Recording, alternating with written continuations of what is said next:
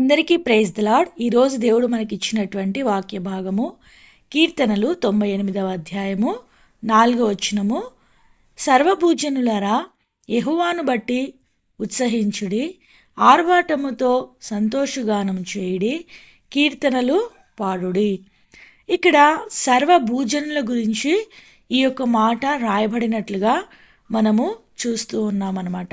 ఈ యొక్క సర్వభూజనులు అంటే ఈ భూలోకంలో ఉన్నటువంటి ప్రతి ఒక్కరూ ఏం చేయాలి అని ఇక్కడ దేవుని వాక్యంలో రాయబడుతూ ఉన్నదంటే, దేవుణ్ణి బట్టి అంటే యెహోవాను బట్టి ఉత్సాహించాలి. తర్వాత ఆర్భాటముతో అంటే ఒక గ్రాండ్గా అన్నట్లుగా ఆయనను సంతోషగానము చేయాలి అనేటువంటి విధానాన్ని ఇక్కడ చూస్తూ ఉన్నాం.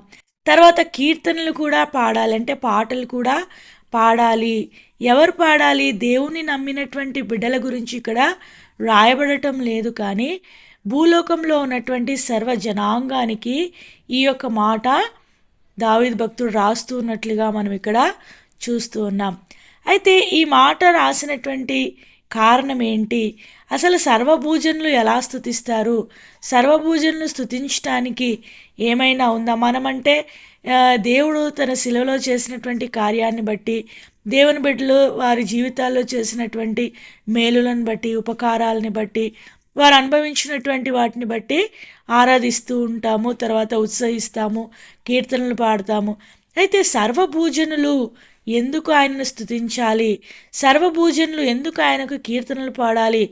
ఎందుకు ఆయనకు ఆర్భాటంతో సంతోషగానం చేయాలి అంటే, ఆయన కేవలము దేవుణ్ణి ఎరిగినటువంటి వారి కొరకే కాకుండా సర్వ మానవాళి కొరకు అన్నిటినీ అనుగ్రహించినటువంటి వాడుగా ఉంటూ ఉన్నాడు.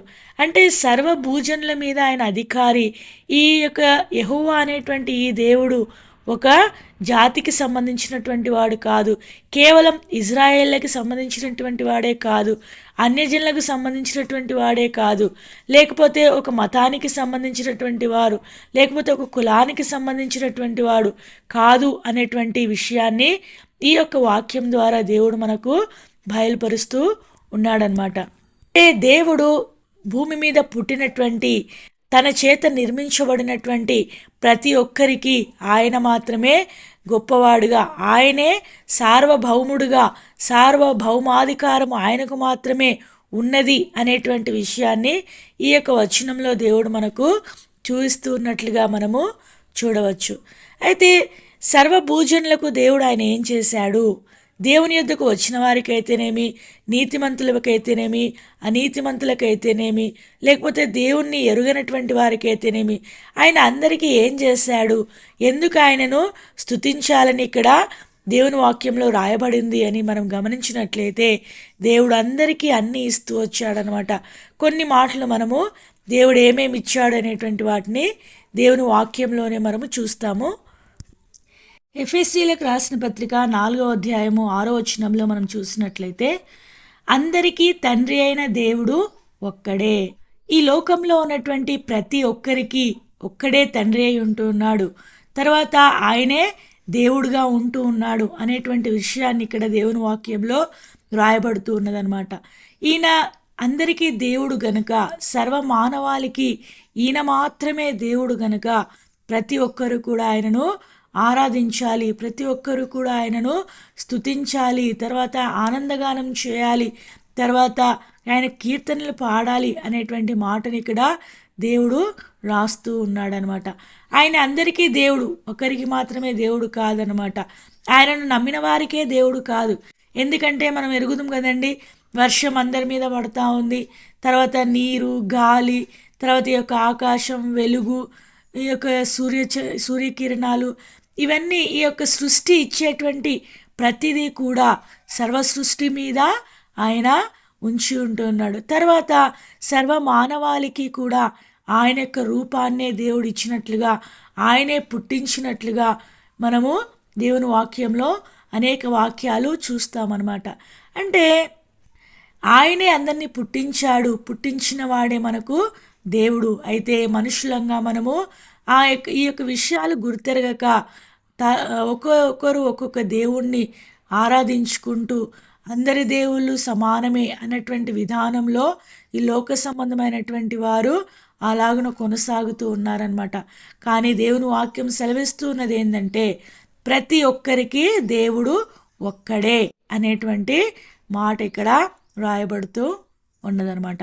ఇంకా దేవుడు అందరికీ ఏమేమి చేశాడు అనేది మనం గమనించినట్లయితే అపోస్తుల కార్యంలో 10వ అధ్యాయము 36వ వచనంలో యేసుక్రీస్తు అందరికీ ప్రభువు అనేటువంటి మాట మనకు కనబడుతూ ఉన్నది. అంటే గమనించినట్లయితే యేసుక్రీస్తు ప్రభువు వారు అందరికీ ప్రభువుగా అక్కడ చెప్పబడుతూ ఉన్నదనమాట. కేవలము ఆయనను నమ్మినటువంటి వారికి ఆయన ప్రభువుగా లేడు. ప్రతి ఒక్కరికి ఆయన ప్రభువు అంటే ప్రతి ఒక్కరిని ఏలేటువంటి వాడు. ప్రభువు అంటే అందరినీ పరిపాలించేటువంటి వారిని ప్రభువుగా చెప్తామన్నమాట. అంటే ఈ యొక్క లోకం అంతటిని, ఈ యొక్క లోకంలో నివసిస్తూ ఉన్నటువంటి ప్రతి జీవిని ఆయన ఏలుతూ ఉన్నాడు కనుక ఆయన అందరికీ ప్రభువుగా ఉంటూ ఉన్నాడు అనేటువంటి విషయాన్ని బట్టి సర్వభూజనులు ఆయనను ఆనందగానము చేయాలని దేవుని వాక్యంలో దేవుడు కోరుతూ ఉంటూ ఉన్నాడు. కీర్తనలు 145వ అధ్యాయము 9వ వచనం మనం చూసినట్లయితే యెహోవా అందరికీ ఉపకారి, ఆయన కనికరములు ఆయన సమస్త కార్యముల మీద నున్నవి. ఇక్కడ మనం గమనించినట్లయితే మొదటి లైన్లో ఆయన అందరికీ ఏమై ఉంటూ ఉన్నాడంటే ఉపకారం చేసేటువంటి వాడుగా ఉంటూ ఉన్నాడు అనేటువంటి విషయాన్ని ఇక్కడ దేవుని వాక్యంలో మనము చూస్తూ ఉన్నామన్నమాట. అంటే దేవుడు కేవలము కొంతమందికి మాత్రమే, ఒక ఇజ్రాయేళ్లకు మాత్రమే, దేవుని బిడ్డలైనటువంటి వారికి మాత్రమే, దేవుణ్ణి ప్రేమించేటువంటి వారికి మాత్రమే ఉపకారం చేస్తాడు అనేటువంటి విషయాలు ఇక్కడ రాయబడలేదు. కానీ యెహోవా అందరికీ ఉపకారి, దేవుడు అందరికీ మేలు చేసేటువంటి దేవుడు, అందరికీ ఉపకారం చేసేటువంటి దేవుడు. వాస్తవానికి చూస్తే ప్రపంచంలో ఉన్నటువంటి ప్రతి ఒక్కరూ యేసుక్రీస్తు ప్రభువుని ఎరిగినటువంటి వారు కాదు. యెహోవా దేవుడు అంటే వారికి తెలియదు. అది ఒక జాతికి సంబంధించింది, ఒక తక్కువ కులం వారికి సంబంధించింది అనేటువంటి వాదన అనేది ఈ యొక్క లోకంలో మనము వింటూనే ఉన్నామన్నమాట. అయితే దేవుడు ఆ యొక్క మాటల్ని బట్టి, వాళ్ళు చేసేటువంటి ఆ యొక్క అపకారాన్ని బట్టి, వాళ్ళు చేసేటువంటి ఆ యొక్క అనవసరమైనటువంటి మాటల్ని బట్టి, పనికిరానటువంటి మాటల్ని బట్టి, దేవునికి దూషణకరంగా మాట్లాడేటువంటి మాటల్ని బట్టి దేవుడు వారికి అపకారం చేసేటువంటి వాడిగా లేడనమాట. అందరికీ ఆయన ఉపకారం చేసేటువంటి దేవుడుగా ఉంటూ ఉన్నాడు. కాబట్టి వారందరూ కూడా ఆయనను స్తుతించాలని దేవుడు వారందరినీ పిలుస్తూ ఉన్నారనమాట. మొట్టమొదటిగా సర్వజనులకు ఆయన దేవుడుగా ఉంటూ ఉన్నాడు. తర్వాత ప్రతి ఒక్కరికి ఆయన ప్రభువుగా ఉంటూ ఉన్నాడు. తర్వాత ఆయన అందరికీ ఉపకారం చేసేటువంటి వాడుగా ఉంటూ ఉన్నాడు కనుక ఆయనను సర్వజనులు స్తుతించాలని, సర్వజనులు కీర్తనలు పాడాలని దేవుని వాక్యంలో రాస్తూ ఉంటూ ఉన్నాడు. ఇంకో వచనం మనం గమనించినట్లయితే ప్రసంగి గ్రంథం 9వ అధ్యాయము 3వ వచనంలో అందరికీ ఒకటే గతి సంభవించును. ఇక్కడ ప్రసంగి 9వ అధ్యాయం 3వ వచనంలో ఏం రాయబడుతున్నదంటే భూమి క్రింద ఉండేటువంటి ప్రతి ఒక్కరికి కూడా ఒకే గతి సంభవిస్తుంది అనేటువంటి విషయాన్ని ఇక్కడ చూస్తూ ఉన్నాం.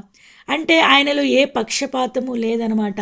అందరికీ ఒకటే తీర్పునిచ్చేటువంటి వాడుగా ఉంటూ ఉన్నాడనమాట.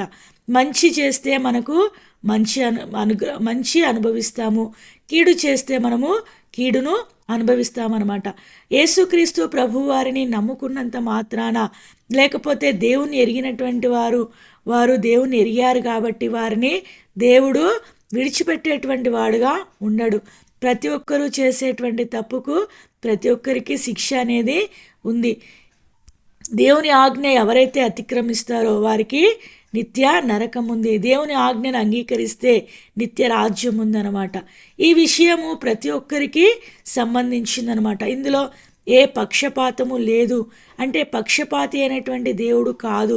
దేవుడు అందరినీ సమానంగా చూసేటువంటి దేవుడు అనేటువంటి విషయాన్ని మనము గ్రహించాలని, గ్రహించిన వారే సర్వభూజనులు ఆయనకు ఆనందగానం చేయాలని, ఆర్భాటముతో ఆయనను స్తుతించాలని దేవుడు కోరుతూ ఉన్నాడు. ఇక్కడ అపోస్తుల కార్యములు 17వ అధ్యాయం 25వ వచనంలో మనం చూసినట్లయితే ఆయన అందరికీ జీవమును ఊపిరిని సమస్తమును దయచేయువాడు. అంటే ప్రతి ఒక్కరికి జీవం ఇచ్చింది యేసుక్రీస్తు ప్రభువే, యెహోవా దేవుడే అనేటువంటి విషయాన్ని మనం ఇందాక కూడా మాట్లాడుతూ వచ్చామన్నమాట. అంటే ప్రతి ఒక్కరి నాసికారంధ్రంలో, అంటే తన యొక్క రూపంలో చేసుకున్నటువంటి ప్రతి మానవాళికి జీవాన్ని పోసిందెవరు, ఊపిరిని పోసిందెవరు, ఆయనే. తర్వాత సమస్తమును దయచేసేటువంటి వాడు, అంటే వారికి ఆహారం విషయమైతేనేమి, వారి యొక్క జీవనానికి సంబంధించినటువంటి జీవనోపాధి విషయమైతేనేమి, తర్వాత ఎవరికి ఏ అక్కర ఉందో ఆ అక్కరని వారికి తెలియకుండానే, వారు దేవుని యొద్దకు వచ్చి వారు ప్రార్థించకపోయినా కూడా, వారు దేవుణ్ణి ఎరగకపోయినా కూడా సమస్తమును అందరికీ దయచేసేది ఎవరంటే యెహోవా దేవుడే. కనుకనే మనం ఏం చేయాలి? ఆయనను మనము ఆరాధించాలి, ఆయనను మనము స్తుతించాలి అనేటువంటి మాట అక్కడ రాయబడుతూ ఉన్నదనమాట. ఇంకా మనం గమనించినట్లయితే యాకోబు రాసిన పత్రిక 1వ అధ్యాయము 5వ వచనంలో కూడా చివరి లైన్లో మనం గమనించినట్లయితే, ఆయన ఎవరిని గద్దింపక అందరికీ ధారాళంగా దయచేయువాడు. ఇక్కడ జ్ఞానం గురించి దేవుని వాక్యంలో 5వ వచనంలో రాయబడుతున్నది. ఎవరికైనా జ్ఞానం కొదవగా ఉంటే వాళ్ళు ఏం చేయాలంటే దేవుణ్ణి అడగాలన్నమాట. అడిగినప్పుడు తప్పకుండా దేవుడు ఆ యొక్క జ్ఞానాన్ని అనుగ్రహిస్తాడు అనేటువంటి విషయాన్ని ఇక్కడ రాయబడుతున్నది. అయితే ఈ యొక్క జ్ఞానం ఎవరికి ఇవ్వబడుతుందంటే, ఎవరైతే ఆయన్ని అడుగుతారో వారందరికీ ఆయన పక్షపాతం లేకుండా అనుగ్రహిస్తాడు జ్ఞానము అనేటువంటి విషయాన్ని దేవుడు యొక్క మాటలో స్పష్టపరుస్తూ ఉన్నారనమాట. అయితే ఇక్కడ మనం గమనించినట్లయితే సర్వభూజనులకు ఆయన ఏం చేస్తూ ఉన్నాడంటే దేవుడుగా ఉంటూ ఉన్నాడు, ప్రభువుగా ఉంటూ ఉన్నాడు, అందరికీ ఉపకారిగా ఉంటూ ఉన్నాడు. తర్వాత అందరికీ ఒకే తీర్పునిచ్చేటువంటి వాడుగా, ఒకే గతిని ఇచ్చేటువంటి వాడుగా ఉంటూ ఉన్నాడు. తర్వాత ఇక్కడ ఆయనను అడిగినటువంటి ప్రతి ఒక్కరికి ఏ పక్షపాతము లేకుండా జ్ఞానాన్ని కూడా ఇచ్చేటువంటి వాడుగా ఉన్నాడని దేవుని వాక్యంలో దేవుడి దినాన బయలుపరుస్తూ ఉన్నాడు. కాబట్టి దావీదు ఈ సత్యాలన్నీ గుర్తిరిగినటువంటి వాడై సర్వభూజనులను ఆయన పిలుస్తూ ఉన్నాడు.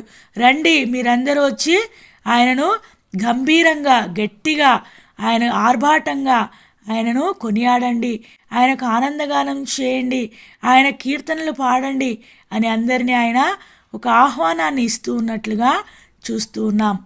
చివరిగా మనం గమనించినట్లయితే ఆయన అందరికీ సువార్తను కూడా ఇచ్చినట్లుగా దేవుని వాక్యంలో రాయబడుతున్నదనమాట. మార్కు సువార్త 16వ అధ్యాయంలో మనం ఆ యొక్క వచనాన్ని చూడవచ్చు.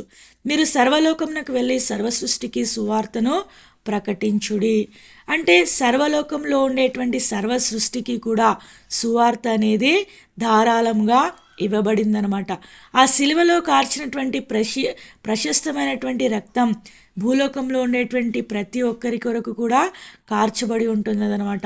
ఈ యొక్క సువర్తమానము దేవుడు సర్వ మానవాళి యొక్క పాపమును ఆయన మీద మోసుకున్నట్లుగా మనము దేవుని వాక్యాల్లో అనేక విషయాలు చూసినప్పుడు మనకు అర్థమవుతుందన్నమాట.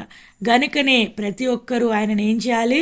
ఉత్సాహించాలి, ఆర్భాటంతో సంతోషగానం చేయాలి, కీర్తనలు పాడాలి అనేటువంటి మాట ఇక్కడ రాయబడుతున్నదనమాట. అయితే అన్యులైనటువంటి వారు, దేవుని బిడ్డలు కానటువంటి వారు ఈ విషయాలన్నీ గ్రహించలేకపోతూ ఉన్నారు. అయితే గ్రహించినటువంటి నీవు నేను వారికి ఈ విషయాలు చెప్పగలుగుతూ ఉంటూ ఉన్నామా? యేసుక్రీస్తు ప్రభువారు యెహోవా దేవుడుగా ఉన్నటువంటి ఆయన మన కోసం మానవాళిగా ఈ లోకానికి వచ్చాడు. ఆయన అందరి కోసం వచ్చాడు. ఇది మా దేవుడు మీ దేవుడు కాదు, అందరికీ దేవుడు అనేటువంటి విషయాన్ని ధైర్యంగా నువ్వు చెప్పగలుగుతూ ఉంటూ ఉన్నావా? నిజంగా ఈ దినాన ఈ యొక్క విషయాలన్నీ గుర్తిరిగినటువంటి నీవు దేవుని కొరకు ఈ విషయాలన్నీ ఇతరుల కొరకు నీవు చెప్పాలని దేవుడు కోరుతూ ఉన్నాడనమాట.